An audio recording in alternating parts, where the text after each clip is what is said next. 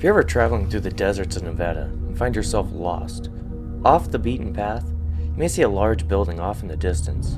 It will crest over the horizon just as you start to run out of gas. Its form hazy and uncertain like a mirage. Your eyes will adjust as you approach and you'll begin to make out a lone fuel pump in front. Perfect, right?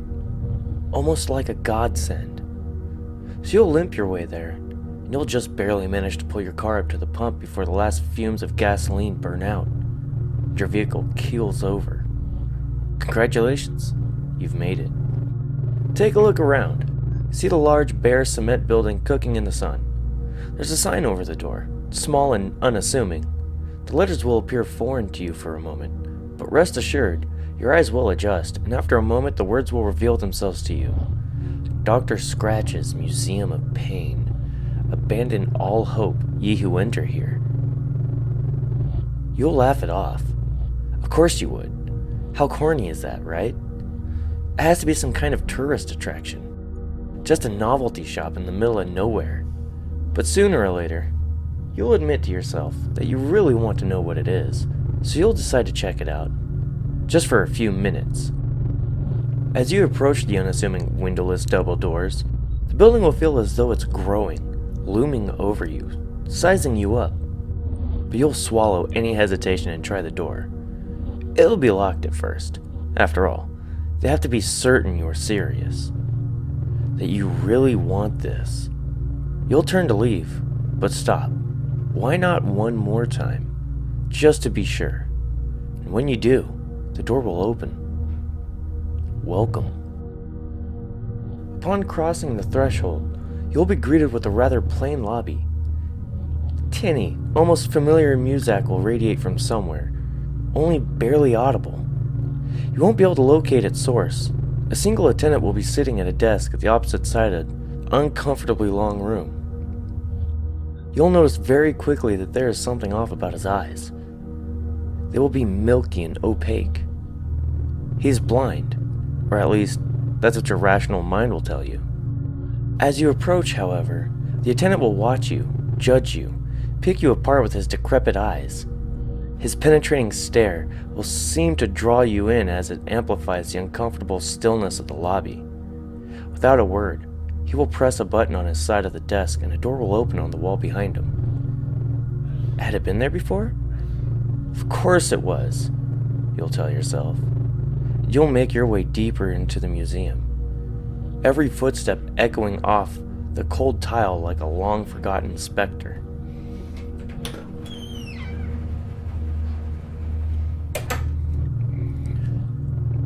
Once beyond the door, it will close behind you. Not with a crash, or with some cliché creak. It will simply find its way back inside its frame, and locked with a soft click. A hallway will stretch out before you. You can tell by looking that the hall isn't exactly as it seems. You'll walk forward, confidently at first, but your pace will slow, as a feeling of claustrophobia begins to eke into your awareness. Are the walls closing in? Is the ceiling getting lower? As you press on, you'll have your answer. The further you push into the hallway, you will find you are no longer able to stand upright. You will find yourself craning your neck slightly at first. Before long, though, the ever-shrinking space will have you crawling on your hands and knees, joints growing stiff, but you'll press on. At this point, you may wish to turn back. Unfortunately, even if you're able to shift your body, the door would remain locked. Had you paid closer attention, you might have seen the small notice posted on the wall. The only way out is through. Best to keep going. Though after all, you haven't even begun to see what's in store here. The hallway will ultimately reduce you to crawling on your stomach in order to progress. Not unlike a serpent. You'll begin to have thoughts. Desperate, pleading thoughts. It can't go on forever, can it? You'll feel hopeless, then frustrated. Soon your body will grow warm with defiance. You'll push yourself harder and harder, determined to reach the end. It won't be until you finally accept the truth. There is nothing but this endless cramped space, continuing on into eternity, that you'll reach the end of the hallway. Your body will spill out onto an open floor space, and the relief spreading through your limbs will make you want to cry.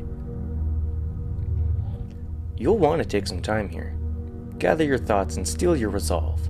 When you're ready, feel free to take in your surroundings. You'll likely be surprised to find that you are not alone. Spaced at regular intervals, stretching as far as you can see, there will be countless people, simply standing in place, completely nude. You may be nervous at first. Their eerie stillness might send a solitary chill up your spine. Don't worry though. The people here are, well, little more than exhibits. This is a museum after all. You are more than welcome to pursue the collections they've amassed over the years. It's what they want, after all. Upon inspection, the people here will seem like the most realistic wax figures you've ever seen. Bodies perfectly still and incapable of movement. But you'll want to pay special attention to the eyes. After all, they are the windows to the soul. Watch them flick from subject to another, seeming to overflow with emotion. Some may stare at you with desperate intensity, like a silent plea for your help. Disregard this. There is nothing that can be done for them. Others simply gaze into the distance, gazed over and hollow. As you may have gathered, the unique brand of pain on display here is that of uncertainty. The people on display will never know what it is to move or think or feel. They will never speak or hear. They suffer through their existence as a shell, a consciousness deprived of any true sensation, being so overburdened by thoughts and emotions, yet having no outlet to express them, leaves their minds to shrivel until they can no longer identify reality. Even the ones who may look at you with the semblance of recognition cannot ever be sure that you aren't just another runaway thought. Soon enough, you'll tire of this lonesome place and wish to find the passage to the next exhibit. We encourage our guests to take in every display. However, this one tends to drive mad those who linger for too long. Seeing so many helpless souls suspended in, well, the opposite of animation, tends to tug at the strings of consciousness, freeing sane minds, all but destroying weaker ones. And once the madness sets in, it won't be long before you find yourself floating among the crowd, trapped inside your own body. Assuming you weren't reduced to a drooling lobotomite, you'll find the door not far from where you spilled into this room. Do be careful when you open the door. To say the room is drafty would be a gross understatement. As soon as you push the door open, a violent wind will rip it from your grip and slam it forcibly in the wall. I suggest you cover your ears and face as best you can for this portion of the museum, as the endless churning winds will leave you chafed and rather uncomfortable for the remainder of the tour. Whereas the previous exhibit was still and sterile, this section is a bit on the messy side. I still encourage you to look around and take in all the sights. Just mind where you step. They stopped trying to clean up various fluids and juices eons ago. This exhibit is definitely one of, if not the most densely populated in our entire museum. You'll encounter all manner of people, engaged in all manner of sexual activity ranging from mundane to acts of depravity you've never even heard of or thought possible. You may be thinking, hell yeah, where do I sign up? If so, you'll fit right in here. This sticky little expanse is home to the pains of sexual proclivity, where lechery and debauchery reign supreme. These lovely individuals spent their time thinking with the wrong head, so to speak. And so, they're forced to indulge themselves endlessly till their twisting, writhing bodies are rubbed raw and bleeding, till pricks are grown to bloody stumps and orifices give out and cave in. Even then it doesn't stop. Pockets of pus grow and burst, leaking into open sores. All the while the raging gales whip and sting the skin, chipping away any exposed flesh and tossing anyone unlucky enough to lose their footing like a rag doll. Really, it is quite a test to take in this stretch of the museum. Unless this kind of filth and promiscuity are kind of your thing, you'll want to proceed to the next exhibit in a timely manner. Try not to slip on your way out. The stains will not come out. Before you even open the door, the smell will assault you. Trust me, if you struggled with the pungence of dried blood and old semen, you're most likely to vomit when you open the door. Fair warning, pressing on, you'll tread into another world of overindulgence though. This time you'll be trading copious sex for voracious appetite. Oh shit, I almost forgot. Before you open the door, you're going to want to tuck your pants into your socks or find some way to seal up your pant legs. If you wore shorts, you're gonna have a bad time. In fact, it might be smarter to just stay here in this exhibit. But hey, free will and all, so your call. Just don't say I didn't warn you. And if you didn't vomit when you opened the door, congratulations!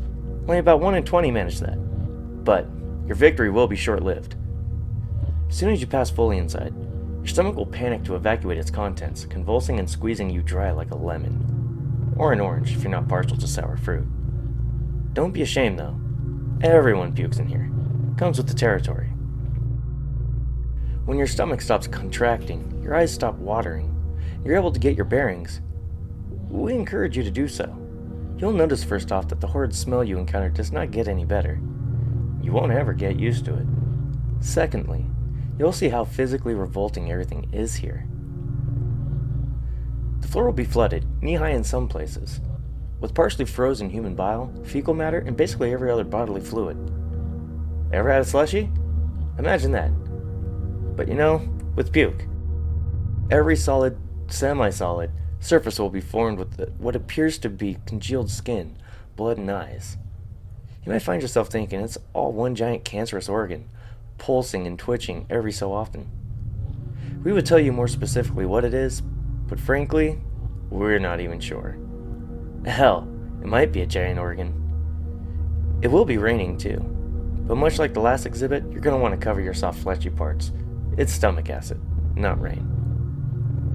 The people here are their own brand of disgusting. They will just sit, eyes glazed over in a pool of their own filth, unable to pick themselves up.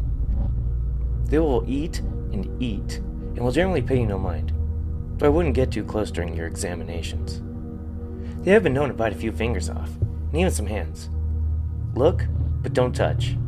As you watch, you'll see their stomachs have long since burst open, splitting their heaving guts and exposing their innards. If you watch long enough, you might even see them grab clumps of their own spillage and swallow like anything else.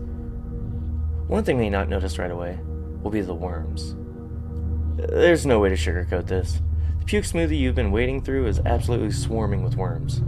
Thin, milky white bastards that invade every available hole that they could find and start munching away from you on the inside.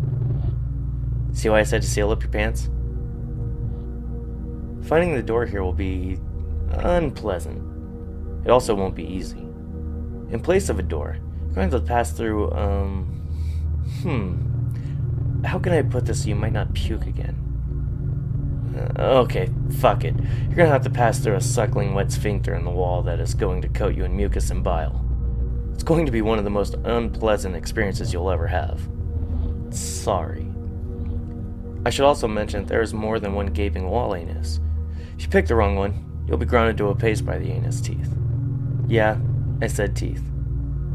Then you'll be digested, regurgitated, and added to the pools of puke and filth that coat the floors. So, choose wisely. If you arrived at this junction and are wondering, wait, how the plupperfect fuck am I supposed to know which wall anus is the right wall anus? Well, that's on you to figure out. I'm just here to tell you what you're in for, and even that you are stupid, ballsy, or unlucky enough to enter into this literal portal to hell, sitting in the middle of the Mojave Desert. I mean, come on, Dr. Scratch, abandon all hope, ye who enter here. If you didn't piece that together, that's on you, cheesebag. I'm sure that by this point you'll want to rest. The toll this journey will take on your body really can't be overstated. So you'll sit, and you'll sleep. You'll need time to regain your strength. Find a quiet-ish corner to rest your head. When you wake, we'll continue our trek into the pit.